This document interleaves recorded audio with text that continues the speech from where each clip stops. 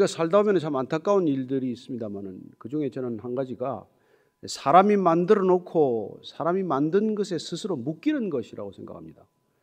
돈은 인간이 만든 것이죠. 근데 그 만든 돈에 얼마나 많은 사람들이 묶입니까? 또 뭐 젊은이들 보면은 무슨 뭐 게임 같은데 얼마나 묶입니까? 뭐 격투기가 됐건 모바일 게임이 됐건 다 사람이 만들고 사람이 만든 게임의 규칙인데 거기에 묶여서 어쩔 줄을 모르지 않습니까? 뭐 인간이 만든 것들에 그렇게 묶이는 것도 안타까운 일이지만은 눈에 보이지 않는 것들에도 그렇게 묶여요. 저는 대표적인 게 사실은 우리가 이 시대를 관통하는 무슨 이념이라든지 사상이라든지 심지어 종교라든지 이런 것들도 사실 인간이 만들어 놓고 인간에 묶이는 것들이에요. 그리고 그 묶이게 되면 그 피해가 얼마나 큰지 한 개인의 삶이 파괴가 되는 것은 물론이고 어떤 데는 한 가정이나 공동체가 피폐하게 되고 심지어는 한 나라나 뭐 자칫하면 인류가 파국에 이를지도 모르는 그런 엄청난 해악을 끼친다는 것이죠. 그렇습니다. 종교마저도 정말 인간을 지으신, 인간을 만드신 하나님을 왜곡해서 내 관념 속에 신을 만들어서 우상으로 그걸 만들어버리면은 정작 하나님이 우리를 향하신 뜻은 오간데가 없고 인간이 인간에게 가하는 제도적인 억압이나 박해나 이런 것들이 심각한 해악을 끼치게 되는 것이죠. 예수님께서는 어떻게 보면 종교가 끼치고 있는 이 거대한 해악을 더 이상 보고 참으실 수가 없으셔서 저는 오셨다고 믿습니다. 더 이상 이렇게 인간을 지으신 하나님의 본질을 더 왜곡하고 훼손해서 그야말로 인간이 만든 종교가 되어버리는 것을 방치할 수 없으셨다고 저는 믿습니다. 그래서 이 땅에 오셔서 그분께서는 사실은 종교 전문가들을 가장 나무라시고 그리고 어떤 데는 저주하셨어요.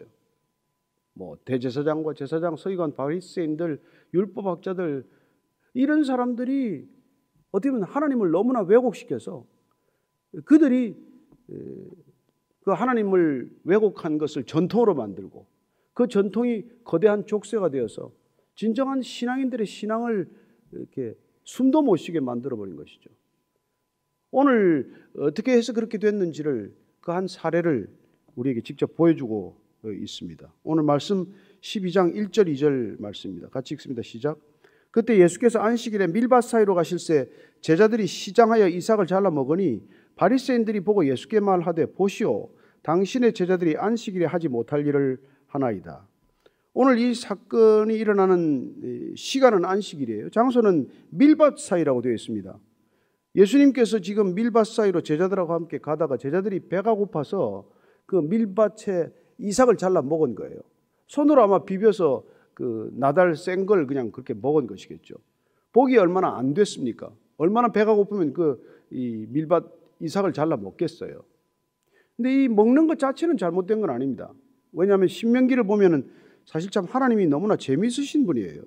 그리고 얼마나 인자하고 자비로우신 하나님인지 모릅니다. 하나님이 얼마나 자비로우신 분인지 신명기 23장 24절 25절 한번 찾아서 읽어보겠습니다. 신명기 24장 24절 25절 읽습니다. 내 이웃의 포도원에 들어갈 때는 마음대로 그 포도를 배불리 먹어도 되느니라. 그러나 그릇에 담지는 말 것이요 내 이웃의 곡식밭에 들어갈 때는 내가 손으로 그 이삭을 따도 되느니라.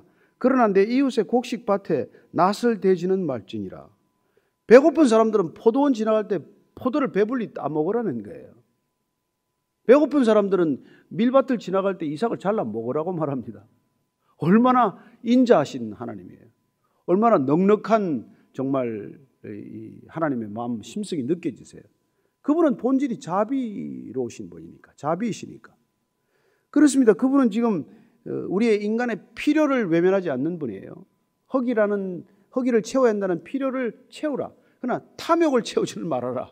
그 포도를 그릇을 가져와서 다 따간다든지 밀을 갖다가 그냥 낫을 대가지고 왕창 추수를 해서 간다든지 이런 짓은 안 된다는 거예요. 그러니까 하나님께서는 이렇게 인자하시고 자비하신 그 모습을 우리에게 다 드러내고 계신데 지금 이 바리새인들은 어때요? 그런 건 관심 없어요. 지금 안식일인데 저 예수님과 제자들이 안식일 규정을 지키나 안 지키나 오직 그것만이 관심이죠. 그래서 지금 시비를 걸듯 얘기하는 거예요. 아니 잘라 먹긴 제자들이 잘라 먹는데 왜 예수님만 따집니까? 당신의 제자들이 해서는 안 될 일을 하고 있습니다. 당신이 그렇게 하도록 한 것 아니요? 이런 톤 아니에요. 이건 요한복음 8장에 나오는 그 간음하다가 붙들린 여인과도 같은 장면들이에요. 그것도 어떻게 보면 그들이 덫에 들린 것이죠. 아침 일찍 간음한 여인이 붙들어와서 그 성전에서 이 예수님 찾아와서 발밑에다가 여자를 내동댕이 치고 어떻게 하시겠소? 이런 투나 이런 분위기를 보면은 그들은 끊임없이 예수님의 책을 잡고자 정말 허물을 잡고자 한다는 것을 알 수 있게 됩니다. 그리고 그 눈초리를 한번 보십시오. 정말 번득이는 그런 눈초리 아닙니까? 악의가 가득 차고 정말 끊임없이 예수님을 감시하고 예수님을 붙들고자 하는 그런 눈빛이에요. 그 예수님께서 이렇게 안식일 규정을 가지고 말씀하는, 이렇게 얘기하는 시비를 거는 사람들에게 이렇게 대답해 주시는 거예요. 3절, 4절, 5절입니다. 같이 읽습니다. 시작. 예수께서 이르시되 다윗이 자기와 그 함께한 자들이 시장할 때 한 일을 읽지 못하였느냐? 그가 하나님의 전에 들어가서 제사장 외에는 자기나 그 함께한 자들이 먹어서는 안 되는 진설병을 먹지 아니하였느냐? 또 안식일에 제사장들이 성전 안에서 안식을 범하여도 죄가 없음을 너희가 율법에서 읽지 못하였느냐? 지금 예수님께서는 그 안식일의 규정을 가지고 율법을 따지면서 그 지금 예수님께 시비를 거는 자들에게 너희들이 율법을 제대로 알고 있기나 한 거냐? 율법을 제대로 다 읽어보기나 한 것이냐? 율법의 본질을 제대로 꿰뚫고 있고 이해하고 있느냐? 이런 걸 반문하는 거예요. 너희들 성경 읽어보지도 않았니? 사무엘상 안 봤어? 다윗 얘기 몰라? 너희들 다윗 얘기만 하면 껌뻑 죽잖아. 그 다윗 얘기를 한번 보자고. 다윗이 어떻게 했어? 자기와 그가 함께한 자들이 배가 고파가지고 제사장 아히멜렉을 찾아간 것 아니에요. 제사장 아히멜렉을 만나가지고 먹을 걸 좀 주세요. 지금 성전 그 진설병에 그 떡상 위에 늘어놓은 진설병밖에 없는데요. 그거라도 좀 먹읍시다. 그걸 먹도록 허락됐고 그 먹은 건 율법으로 치면 다 율법을 어긴 것이죠. 왜냐하면 첫째는 그 성전에 들어가서 그 떡을 먹을 수가 없어요. 제사장만 들어가게 돼 있는 성전 아닙니까? 또 한 가지는 뭐예요? 도대체 이 떡을 원래 이제 금요일 날 찌면 안식일 날 그걸 12덩이를 갖다가 떡상 위에 올려놨다가 안식일이 지나고 나야 그래야 그걸 먹는데 그것도 제사장들만 그 떡은 먹을 수가 있어요. 누가 다른 사람이 먹어서는 안 됩니다. 근데 그런 걸 먹었다는 얘기를 너희들 못 읽었느냐? 근데 그게 무슨 큰 문제가 된 거냐? 다윗이 왕위에 올라갔는데 결정적인 흠이 됐냐? 너희들이 다윗의 족보를 가지고 이스라엘이 지금 다시 재건되기를 원하는 그런 다윗으로 숭배하는 이유가 뭐냐? 또 한 가지 사례를 보자. 이 지성소에 들어가서나 이 성소에서 제사장들이 들어가서 안식일 날 일하는 게 뭐가 문제가 되냐? 그러니까 안식일의 규정을 제사장들은 범한다고 하더라도 그걸 범법이라고 말하지 않는다. 그걸 모르느냐? 그러니까 제사장이 안식일에 일반 백성들이 지키는 안식일의 규정을 어겨가면서까지 일하는 까닭은 뭐냐? 많은 사람들의 안식을 되찾도록 하기 위해서, 많은 사람들의 안식을 누리도록 하기 위해서 제사장이나 일부 사람들, 레위인들이 스스로 안식일의 규정을 범하는, 안식일의 규정에 이걸 벗어나는 걸 누가 죄라고 하냐?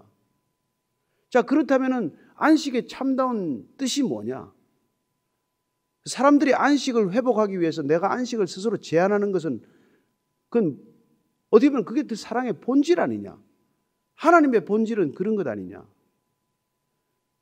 그렇습니다. 하나님께서는 정말 이 안식이 깨어졌기 때문에 그 안식의 회복을 위해서 스스로 안식일 규정을 무너뜨리는 일을 결심하신 것이죠. 그래서 예수님께서는 굳이 안식일 날 환자들을 고치는 것을 보지 않습니까? 마른 손 환자를 갖다가 손을 펴게 한 것도 안식일 날 했더니 왜 그걸 안식일에 하느냐라고 시비를 걸었고, 38년 된 병자가 베데스다 연못가에서 자리를 들고 걸어가라, 일어나 걸어가라 그랬을 때 그들은 그 38년 된 병자가 회복된 것, 병으로부터 놓여나서 진정한 안식을 되찾는 것, 이런 건 관심이 없어요. 여러분, 불치병이나 난치병 환자가 병이 낫는 것, 치유가 되는 것, 회복되는 것보다도 진정한 안식을 되찾는 게 어디 있어요? 그들이 그 병중에 있어가지고서는 무슨 안식이 있습니까? 그래서 예수님께서는 그들에게 진정한 안식을 되찾아주기 위해서 안식일의 규정 같은 것을 정말 무시하는 것을 일부러 보게 하셨다고 저는 믿습니다. 그 환자들 그날 안 고치면 안 됩니까? 안식일 날 아니면은 병 못 고칩니까? 왜 주님께서는 안식일 날 고치셨으며 왜 주님께서는 바리새인들이 특별히 보고 있는데 일부러 그 일을 하셨나는 거예요. 그 의도는 뭡니까? 안식일의 규정에 묶여서 안식을 잃어버린 사람들, 안식일의 규정에 묶여서 안식을 잃어버린 사람들이 남의 안식까지도 빼앗는 일들, 그런 일들을 좌시해서는 안 된다는 것을 우리에게 가르쳐주고 있는 것이죠. 주님의 의도는, 진정한 의도는 참된 안식을 회복하는 데 있다는 것을 알게 됩니다. 그런 안식의 회복을 위해서 주님께서는 기꺼이 본인이 안식일의 규정을 어겼다고 하는 이런 비난과 비판을 감수하는 것이죠. 그런 건 신경도 쓰지 않아요, 사실 예수님께서. 그리고 예수님께서는 드디어 내가 누구인지를 밝히십니다. 그리고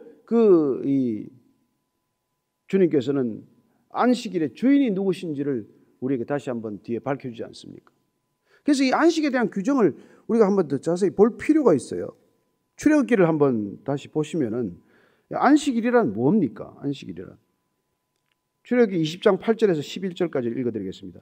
안식일을 기억하여 거룩하게 지키라. 엿새 동안은 힘써 내 모든 일을 행할 것이나 일곱째 날은 내 하나님 여호와의 안식일인즉 너나 내 아들이나 내 딸이나 내 남종이나 내 여종이나 내 가축이나 내 문 안에 머무는 객이라도 아무 일도 하지 말라. 이는 엿새 동안에 나 여호와가 하늘과 땅과 바다와 그 가운데 모든 것을 만들고 일곱째 날에 쉬었습니다. 그러므로 나 여호와가 안식일을 복되게 하며 그 날을 거룩하게 하였느니라. 하나님은 힘써 엿새 동안 일을 하셨지만 일곱째 날에는 안식함으로써 창조 질서를 완성했다는 것을 보게 하십니다. 따라서 안식이란 창조의 마무리요, 안식이란 새로운 창조의 어떤 여백과도 같은 것이죠. 그래서 이 안식의 진정한 회복이 없다면 창조 질서 전체가 무너지는 것 아니에요. 그래서 주님께서는 이 창조 질서를 온전히 회복하기 위해서도 참된 안식일의 회복이 필요하다고 오신 것이죠.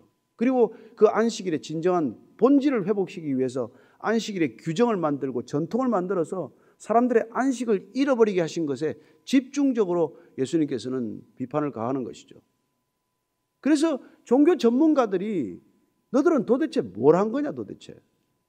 너희들이 한 것은 죄 없는 사람들에게 안식일 규정을 마치 안 지키면은 너희들이 만든 그 전통을 어기면은 그걸 율법을 어긴 것처럼 만들어서 죄 없는 사람들의 죄를 만들어 놓는 그런 어처구니 없는 일을 하는 그런 작자들이 아니냐 이 얘기죠.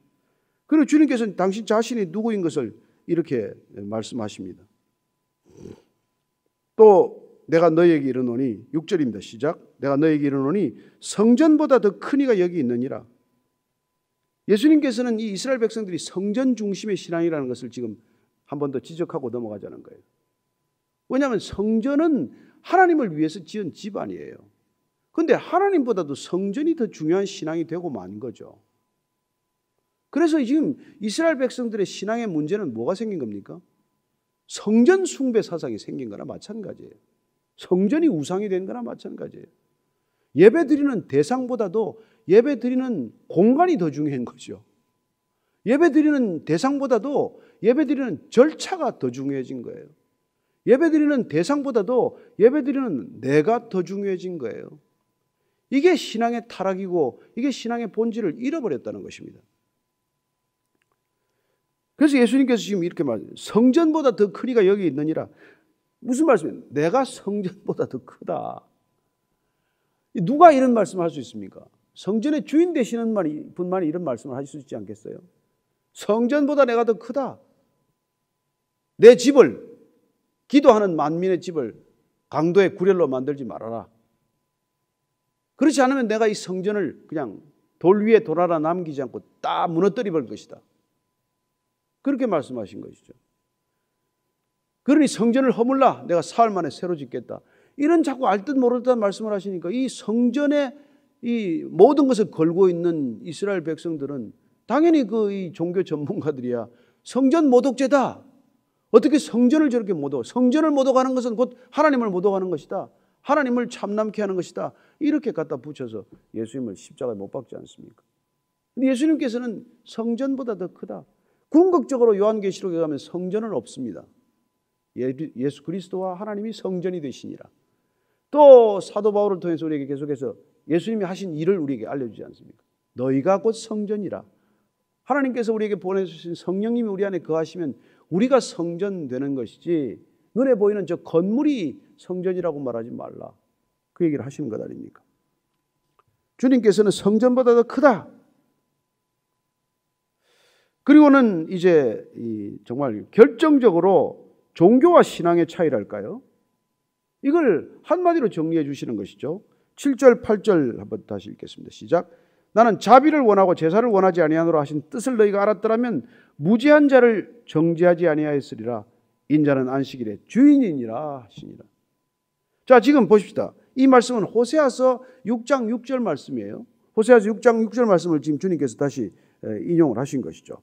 자, 호세아서 6장 6절 우리가 잘 아는 말씀 한번 같이 읽습니다. 시작. 나는 인애를 원하고 제사를 원하지 아니하며 번제보다 하나님을 아는 것을 원하노라. 인애, 자비입니다. 인애, 자비. 이건 헤세드라는 말이에요. 우리가 흔히 듣는 표현 아닙니까? 하나님은 지금 뭘 원한다고요? 헤세드를 원하지 제사를 원하지 않는다.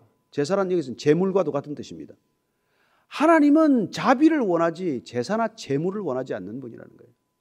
우리가 제사 제물을 가지고 와서 제사를 자주 드리고 제물을 많이 드린다고 해서 하나님이 그게 원하는 거나 기뻐하는 게 아니라는 거예요. 사실 우리가 이게 가인의 제물은 안 받으시고 아인의 제물은 받으셨다. 이거 다 맥이 다 있는 얘기예요. 하나님께서는 하나님의 말씀대로 사는 삶이 중요한 것이고 하나님의 말씀대로 된 삶을 살다가 가져오는 예물은 예물로 받으시지만 하나님의 말씀과는 동떨어진 삶을 살다가 하나님의 뜻과는 아무 상관없이 그렇게 죄악된 죄 중에서 그냥 살다가 그냥 가지고 오는 예물을 예물이라고 받겠냐는 거예요. 그리고 하나님은 하나님의 본질을 살아내는 하나님의 본질이신 자비, 인애, 이 헤세드를 날마다의 삶 가운데 실천하는 삶을 사는 사람들이 가지고 오는 건 예물로 받겠지만 헤세드와는 동떨어진 삶을 사는 사람들이 가져오는 이 재물을 재물이라고 받으시겠냐는 거예요. 그래서 나는 자비를 원하고 재물을 원하지 않는다. 이런 정말 어떻게 보면 극단적인 표현을 하시는 것이죠. 결코 재물이나 무슨 예배나 제사나 헌금이 의미 없다는 건 아니에요. 중요하죠. 그러나 그보다 더 중요한 것을 놓친다면, 그보다 더 핵심적인 것을 놓친다면, 그보다 더 본질적인 것을 잃어버린다면 무슨 소용이 있겠냐 이 얘기죠. 우리가 알아들어야 되는 건 아닙니까? 그러니까 지금 하나님께서 자비를 원하고 제사를 원치 않노라 하신 뜻을 너희가 정작 알았더라면, 지금 예수님 말씀이에요. 그러면 무죄한 자를 정죄하지 않을 것이다. 지금 내 제자들이 이 밀밭 사이로 가면서 밀 이삭 몇 개 좀 잘라 먹는 것, 너희들이 자비라고 하는 하나님의 본질을 안다면 이런 걸 가지고 문제 삼는 그런 종교는 아닐 것이다. 이렇게 말씀하시는 것이죠.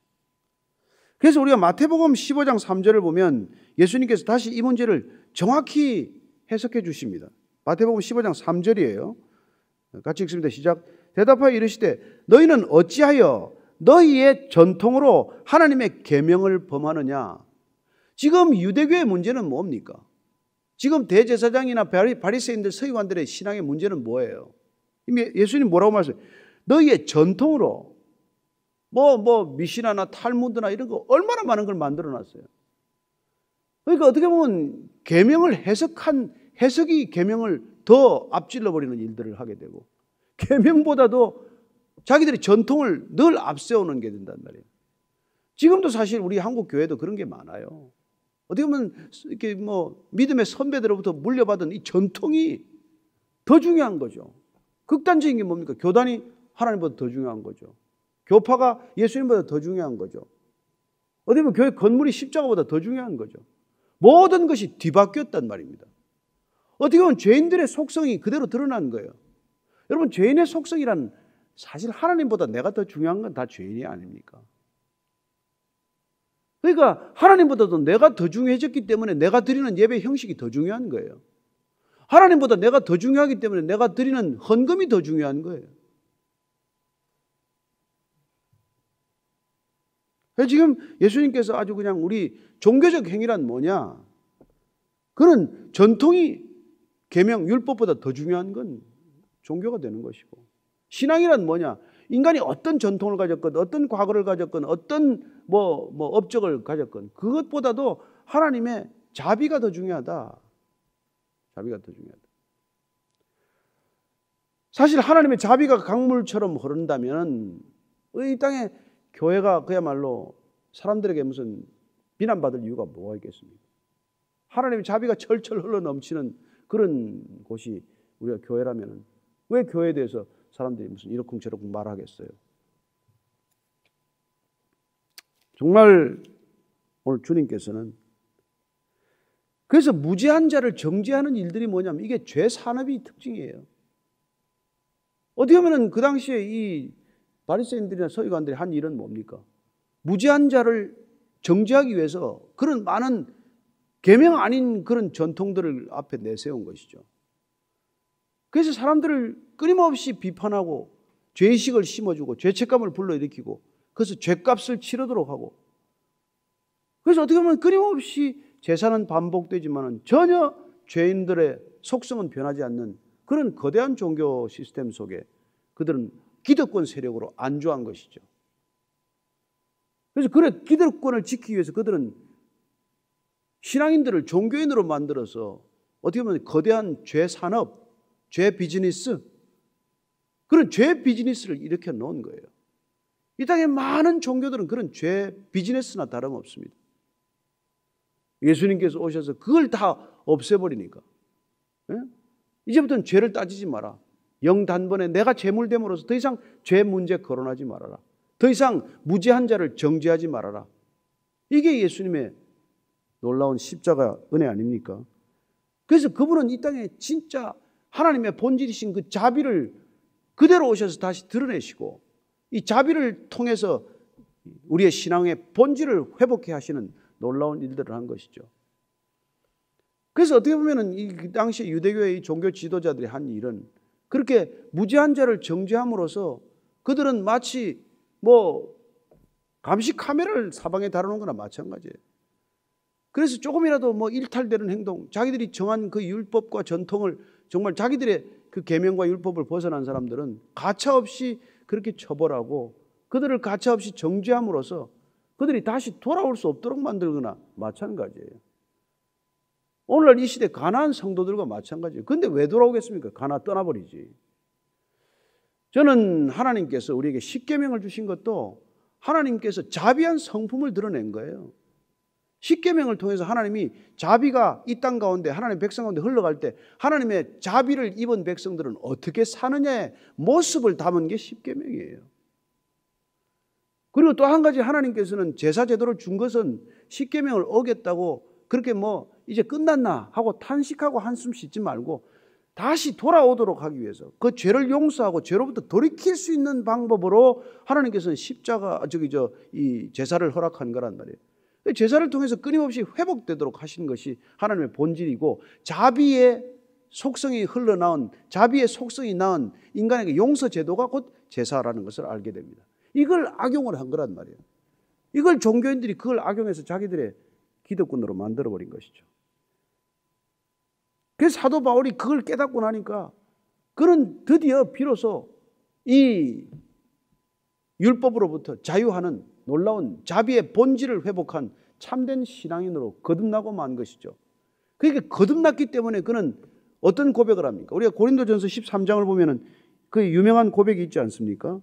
바로 13장 1절에서 3절까지 이 고백은 중요한 고백이에요. 내가 사람의 방언과 천사의 말을 할지라도 사랑이 없으면 소리나는 구리와 울리는 꽹과리가 되고 내가 예언하는 능력이 있어 모든 비밀과 모든 지식을 알고 또 산을 옮길 만한 모든 믿음이 있을지라도 사랑이 없으면 내가 아무것도 아니요 내가 내게 있는 모든 것으로 구제하고 또 내 몸을 불사르게 내줄지라도 사랑이 없으면 내게 아무 유익이 없느니라. 이런 고백을 하게 된 까닭이 뭘까요? 그가 사랑 없이 모든 걸 다 했거든요. 하나님의 자비하신 그 본질, 본성, 성품을 잃어버리고 본인의 의로움을 가지고 지낸 결과 그는 정말 남들이 볼 때는 탁월하고 출중한 신학자가 될 수는 있겠지만 그는 그게 우리 신앙에 아무 유익이 없다는 것을 고백하는 사람이 된 것이죠. 저는 오늘도 이 바울 같은 고백이 우리 모두의 고백이 되기를 바랍니다. 정말 우리가 이렇게 무별 예배를 드리는 것도 마찬가지예요. 흩어져 예배 드리는 것 이 자체가 목적이 아니란 말이에요. 하나님의 자비가 흘러가는 게 목적이란 말이에요. 우리가 어떻게 보면 함께 주일날 많이 모여서 수많은 사람들이 모여서 한번 예배 드리고 종교적 행위 속에서 우리가 만족을 찾는 것, 그렇게 은혜를 받는 건 나쁜 것 아니에요. 우리가 예를 들어서 그렇습니다. 하나님의 자비가 쫙 내렸는데 그런 찬양도 있잖아요. 자비가 내리네, 자비가 내리네, 그런 찬양도 있는데.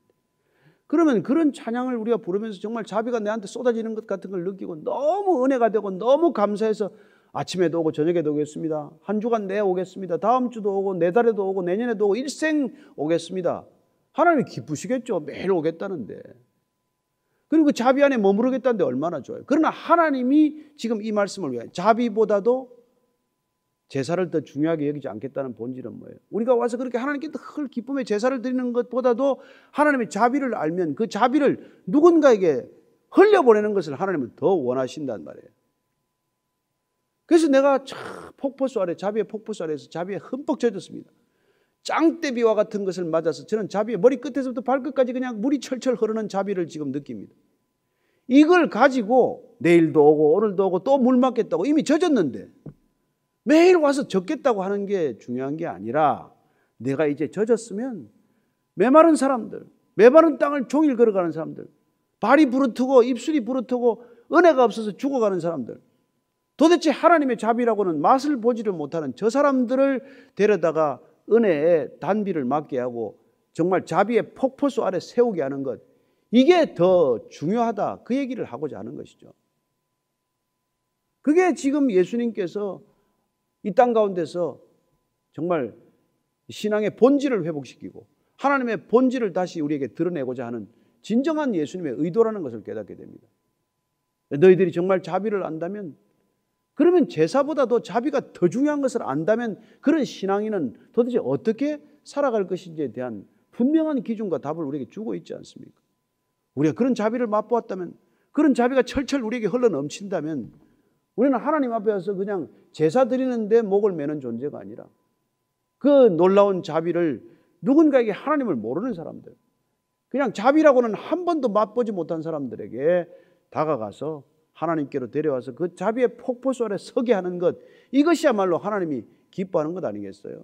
그래서 무별 예배란 무엇입니까? 우리가 흩어져서 그 사람들이 이런 자비의 폭포수를 막고자 하는 은혜의 대열 가운데 그냥 줄을 이어 서도록 하는 것, 그게 우리의 목적이란 말이에요. 우리가 그런 이 자비의 본질을 우리가 아는 게 중요하다. 그래서 지금 오늘 결론이 자비보다도 더 중요한 건 없다, 이 말씀을 하는 것이죠. 우리가 8월 달에 이 자비를 위해서 다시 한번 깊이 묵상하고 그 자비가 내게 충만하게 임했을 때 나는 이 자비를 어떻게 살아내고 있는지, 어떻게 흘려내고 있는지, 어떻게 전달하고 있는지, 이걸 우리 공동체가 한번 되돌아보고 스스로도 한번 점검해보는 그런 귀한 예배가 되기를 축복합니다. 오늘 바울의 고백이 저와 모두의 고백이 되기를 바라고, 오늘 예수님의 말씀을 듣는 우리 모두가 정말 누군가를 정죄하는 사람이 아니라, 정말 내 신앙을 가지고 남을 재단하고 남을 판단하는 사람이 아니라 그 넘치는 자비 때문에 어쩔 줄 모르는 하나님의 자비와 사랑에 붙들린 바 되어서 누군가에게도 이 사랑을 전하지 않고는 못 배기는 그런 참된 예배자, 참된 신앙인이 되기를 축복합니다. 같이 기도하겠습니다. 하나님 아버지, 오늘도 저희들이 흩어져 예배드립니다. 그러나 우리의 예배가 너무 중요해서 예배 드리는 하나님보다도 더 중요하지 않게 해 주옵소서. 우리가 드리는 헌신이 너무 중요해서 하나님보다도 더 중요하지 않게 하옵소서. 우리가 드리는 이 모든 것들이 하나님을 향한 진정한 예배라고 한다면 하나님께서 흘려부어 주신 이 놀라운 이 자비, 폭포수처럼 쏟아부어 주신 자비, 이 자비가 강물처럼 메마른 땅을 적시게 하시고 사막과 광야와 같은 세상 가운데로 풍성하게 흘러가게 하여 주옵소서. 예수님 이름으로 기도합니다. 아멘.